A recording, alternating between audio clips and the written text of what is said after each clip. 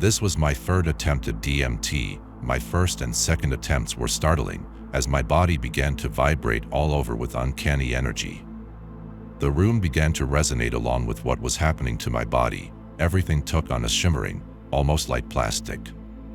A sound came through almost like a metronome set to a high setting, as if through the matter of the room itself, shut out everything.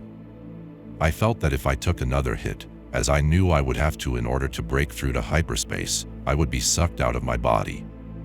From what I've heard, the experience is tantamount to an OBE. I panicked a little, fearing that it was going to be something similar to a bad experience I'd had when I tried salvia a few months prior. In that experience, I'd been transported to some place where I lost all sense of self and couldn't get out. I didn't want to bring anything like that upon myself again. I couldn't bring myself to take another hit on either the first or second try. Instead, I leaned back in the recliner and closed my eyes, enjoying very briefly a series of images flickering on a panel that very much resembled a slot machine. But rather than 3 slots, there were many, and I was zoomed in on just a fraction of the full blueprint of whatever language this was. The symbols or motifs didn't rule down, they transformed from one into another, so quickly that even if I understood the language, I wouldn't have been able to make sense of what I was seeing. But I was yearning to experience hyperspace, and I'd done a lot of work to extract what little DMT I had. A couple of days later, I set up about 25 to 30 milligrams on a spoon within a very crudely improvised device that I could use to melt the chemical from underneath and breathe the vapor through a funnel on top. I put some Vaseline on my lips and in my mouth to try and protect it. I burned the top of my lip the second time, although this didn't really help much. I began to melt the DMT and was breathing through the funnel.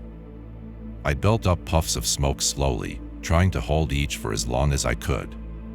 The first 3 times produced very little, but by the 4th hit, when I finally got a lungful of smoke, the familiar sensations were beginning to overtake me. I forced myself to hold in the 4th, and then took the 5th, as my body grew incredibly heavy and the room began to change. Even as I was holding the 5th and burning more, I could no longer hear the sizzling of the DMT in the spoon. Then I could no longer move my body at all, and I stopped trying. I leaned back, still holding the last big breath. I saw everything on the table and the computer desk shimmering, melting, and fading away all at the same time. I closed my eyes and saw swirls upon swirls of color and energy. Everything was happening so fast, I knew I wouldn't be able to remember any of this. I probably could have done a much better job had I not been desperately trying to hold on to my sense of self. I know from reading about it that failure to let go is antithetical to really getting a lot out of the experience. While all of these unspeakable vignettes, fractals, and orbs were flying toward me, grasping and pulling upon my consciousness, stroking the core of my awareness, I was trying to scramble back to my body. Such a mistake. I wish I'd stopped fighting it, stopped saying to myself, "See, I'm still me, somewhere in all this stream of willy-nilly psychedelic information, I'm still me. See, I am here, that thought is from me, even while all of this is happening. How can I think like that when all of this is going on? Doesn't that mean that everything out there that I'm seeing is not me?" I suppose, like many of those who are starting out with DMT, they worry that they won't be able to get back to their bodies. But even in the worry, I noticed that there was someone in the midst of the kaleidoscope. It wasn't an immediate realization. I began to see a transparent sphere with translucent edges and a glowing pulsing orange life force within, leaping to and from my vision. Manipulating the egg-like orbs from behind, above, and the sides was this person. I never saw a face, but I saw enough of his body to know that he was naked. There was no evidence of gender, although he seemed masculine, and his arms were pumping madly, touching the sphere, rolling the sphere, and squeezing the sphere. The weirdest thing of all was that he seemed to be doing it for my benefit. He was trying to show me something, to change me through the spherical egg. By the time I became fully conscious of all this, I was all too soon slipping away from it, reluctantly now re-entering myself. I sat in the chair and found it difficult to move my limbs. But then I realized that I didn't want to move just yet.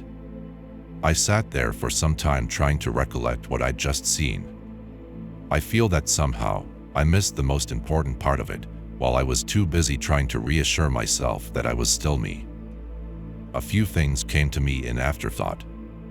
The old compulsion I've had in earlier years, when I was much happier to organize my world, has come back. I hope it stays with me. I feel that it is not so much the neurotic need to control my space, as it is to have everything laid out and categorized, so I can make better sense of it and increase my understanding of life. I have looked through a lot of things and experimented very much with states of consciousness lately, but I still feel that I am only scratching the surface of what it means to be alive in this physical world. I suspect that our place here is tremendously important, and how lucky we are to be a part of it. I know that part of this urge is a direct reaction to the inability to make sense of what I just saw. It was pure data presented to me in such a way that my brain could only interpret as chaos. Now that I'm back, I feel compelled to make sense of the things that are within my capacity to understand.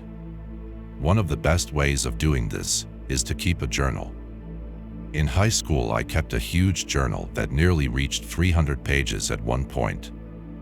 It is unfortunate that I can no longer look back on this, reflect and learn from where my mind was at that point, because in a fit of shame and self-incrimination, I deleted it. Now I want to continue using a journal through an electronic medium, but without strict rules about what should go into it and why. Thank you for listening.